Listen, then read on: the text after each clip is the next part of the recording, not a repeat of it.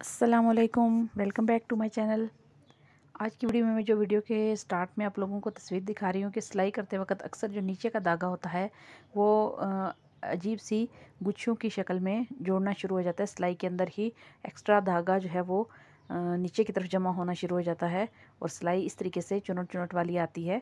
तो उसकी वजह क्या होती है, ये देखिए। इस तरह से धागा जो है वो बहुत ज़्यादा एक्स्ट्रा ऊपर का धागा नीचे चला जाता है। इसकी सबसे बड़ी वजह तो ये होती है कि जब आप मशीन में सिलाई स्टार्ट करते हैं तो आप जो मशीन सुई का धागा होता है उसको पीछे की तरफ नहीं करते, बल्कि उसको दरमियान में ही छोड़ देते हैं और सिलाई स्टार्ट कर देते हैं, जिसकी वजह से ये धागा नीचे शटल में जाके फंस जाता है, मशीन के दंदों में फंस जाता है जाके। तो अगर आप इस तरीके को सही तरीके से धागे को पीछे की तरफ करके फिर कपड़े को सीना शुरू करें तो ये मसला सॉल्व हो जाएगा। लेकिन अगर उसके बावजूद ये मसला बरकरार रहे तो आप इस तरीके से फिरकी को निकालेंगे।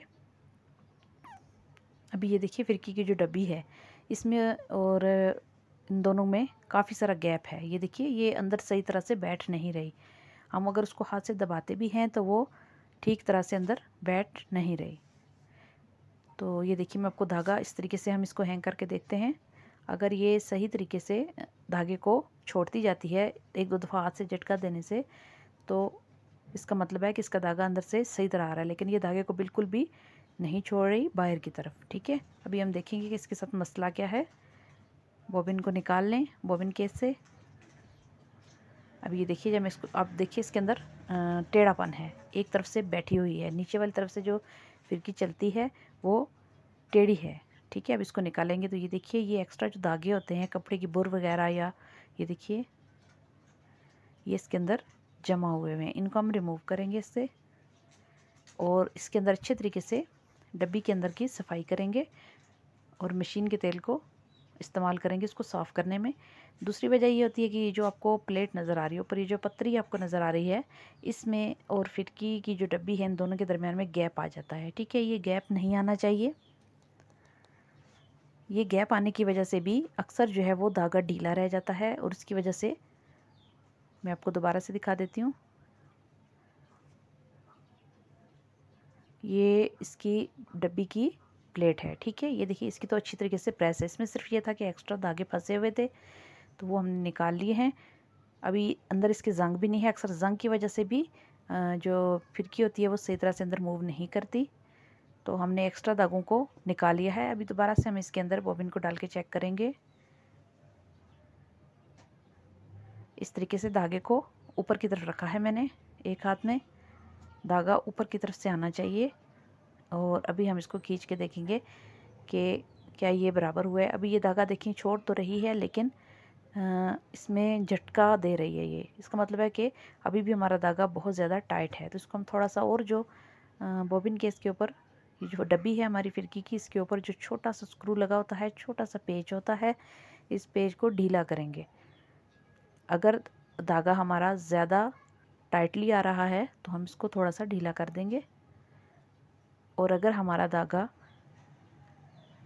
ढीला है काफ़ी, नीचे का धागा ऊपर छोटे छोटे दाने बन रहे हैं ऊपर की सिलाई में कि नीचे का जो धागा हमने लगाया है वो ऊपर ढीले ढीले टाँकों की शक्ल में हमें नज़र आ रहा है, उसका बैड स्टिच का इशू आ रहा है। तो फिर हम इसको थोड़ा सा टाइट करेंगे और ये जो आपको पतरी नज़र आ रही है इसके अंदर देखेंगे वो एक्स्ट्रा कपड़ों का या दागों का कचरा वगैरह तो जमा नहीं हुआ।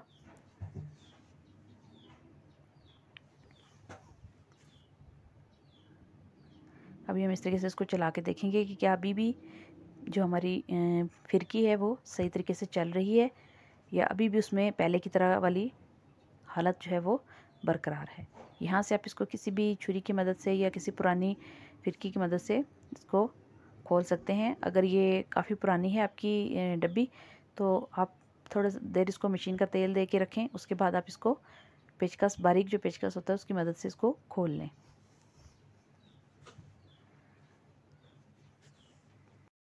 तो ये देखिए, मैं इस तरीके से दोबारा से इसको चला के देखती हूँ कि ये धागा दोबारा सही तरह से लपेट रही है या अभी भी ये ऊपर नीचे है, नीचे इसके कोई एक्स्ट्रा कपड़ा वगैरह या कपड़ों की एक्स्ट्रा बुर वगैरह तो नहीं है।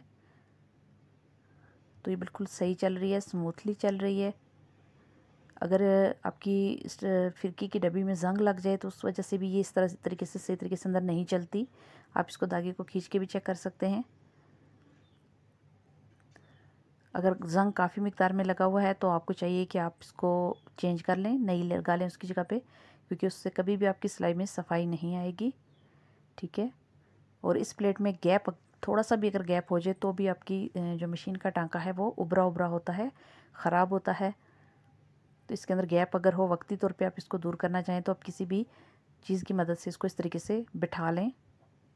हल्के हाथ से आप मार के इस पतरी को डब्बी के साथ बिठा लें ताकि उसका जो वक्ती तौर पे गैप है वो ख़त्म हो जाए। लेकिन जब ये एक दफ़ा ऊपर हो जाती है तो अगर ये छोटा स्क्रू टाइट करने से भी ये पतरी दोबारा टाइट नहीं होती तो आप लोगों को चाहिए कि आप इस डब्बी को तब्दील कर लें और नई ख़रीद लें। अभी हम इसको दोबारा से अंदर डाल के देखेंगे मशीन में और सिलाई लगाएंगे कि अभी इसके टांके में कोई फ़र्क पड़ा है या नहीं पड़ा।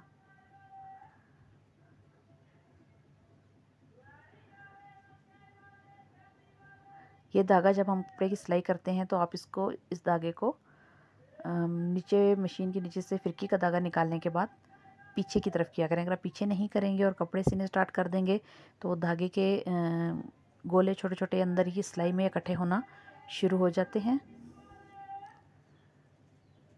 तो अभी दोबारा से सिलाई लगा के देखते हैं कि अभी इसमें क्या मसला है। तो अभी हम सिलाई को लगा के देखेंगे। अभी सिलाई कतरे बेहतर तो है लेकिन इसमें हल्का फुल्का सा खिंचाव है। तो हम ये देखेंगे कि अगर खिंचाव ऊपर की तरफ है तो हम नीचे जो फिरकी है की डब्बी है उसके ऊपर जो छोटा सा पेच लगा हुआ है उसको थोड़ा सा हम ढीला कर देंगे। ठीक है। और अगर ये खिंचाव जो है वो नीचे की तरफ की सिलाई में ज़्यादा आ रहा है, अगर आप उसको देखें तो टांका स्मूथ नहीं है बल्कि उसमें डॉट डॉट या नुक्ते नुक्ते, दाने दाने नज़र आ रहे हैं, तो आप ऊपर से मशीन का धागा टेंशन से टाइट कर देंगे। थोड़ा सा जो है वो, अगर बहुत ढीले आ रहे हैं तो टाइट करेंगे और अगर वो बहुत ज़्यादा खिंचाव में आ रहे हैं तो आप उसको थोड़ा सा ढीला कर देंगे। ठीक है। ऊपर के धागे को मैं आपको ये करके दोबारा दिखाती हूँ, लेकिन यहाँ पे सिर्फ ऊपर की सिलाई में जो दाना आ रहा है वो खिंचाव में आ रहा है, तो मैं फिरकी का जो धागा है इसको थोड़ा सा ढीला कर दूँगी। ठीक है। तो ये मसला हल हो जाएगा। क्योंकि ये रेशमी कपड़े का पीस है तो इस वजह से भी इसके लिए नीचे का जो फिरकी का धागा और ऊपर का धागा दोनों को कदरे जो है वो ढीला रखा जाता है। अगर हम इसको टाइट रख के सिलाई करेंगे तो खिंचाव की वजह से उठते बैठते हुए इन कपड़ों के धागे जो हैं वो सिलाइयाँ जो हैं वो जगह जगह से टूटना शुरू हो जाती हैं, टांका टूट जाता है। तो इस बात का ख्याल रखें। अभी इस तरह से धागे को जब आप बाहर लेके आएंगे उसके बाद आप इनको पीछे की तरफ धागे को रखेंगे। अगर आप आगे की तरफ छोड़ देंगे तो धागा इकट्ठा होकर स्टार्ट में ही नीचे दंदों में और फिर फिरकी की डब्बी में जाके फंस जाएगा और सारी सिलाई आपकी जो है वो ख़राब होना शुरू हो जाएगी। तो अभी मैं आपको बताती हूँ, मतलब जिस भी कपड़े के ऊपर आप सिलाई लगाएं और आपको हल्का सा खिंचाव महसूस हो तो आप ये देखिए अगर खिंचाव ऊपर की तरफ धागे में ज़्यादा है, मतलब धागा ऊपर की तरफ ढीला ढीला नज़र आ रहा है, तो आप नीचे से फिरकी के जो पेच है छोटा सा उसको थोड़ा सा ढीला कर देंगे। और अगर ये धागा नीचे की तरफ दाने दाने नज़र आ रहे हों तो आप ऊपर की जगह से धागे को थोड़ा सा ढीला करेंगे। ठीक है।